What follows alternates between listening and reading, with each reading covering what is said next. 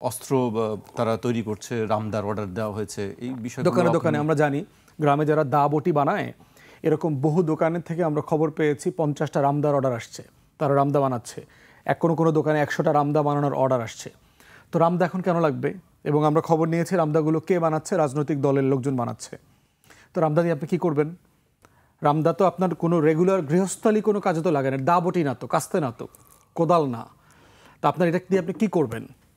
তো এর মানে হচ্ছে আওয়ামী লীগের অনুপস্থিতিতেও আপনি একটা সুষ্ঠু ভোটে জিততে পারবেন, এই লেভেলের কনফিডেন্স আপনি হারায় ফেলছেন।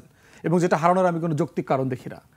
এত বড় একটা দলের একটা অংশ যদি এই ক্রিমিনাল অ্যাক্টিভিটিসে জড়ায় যায়, দিন শেষে যেটা হবে, সোশ্যাল মিডিয়াটার কথা ওনারা ভুলে গেছেন। ওনারা 91-2001-এর নির্বাচনের ফ্রেমে আছেন। আপনি এখন যা যা করবেন সব রেকর্ডেড হয়ে গেছে না, এই দুষ্টামিগুলো।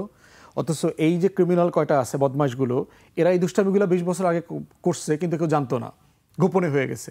কিন্তু এখন ভিডিও ফুটেজে চলে আসছে।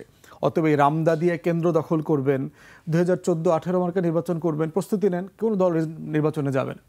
জামাত থেকে শুরু করে এনসিপি সবাই অলরেডি বলেছে সুষ্ঠু পরিবেশ না থাকলে আমরা কেউ নির্বাচনে যাব না। বিএনপি আর নির্বাচন কমিশন একা একা মিলে নির্বাচন করে 300 সিটে জিতুক, 73-এর মতো নির্বাচিত হোক।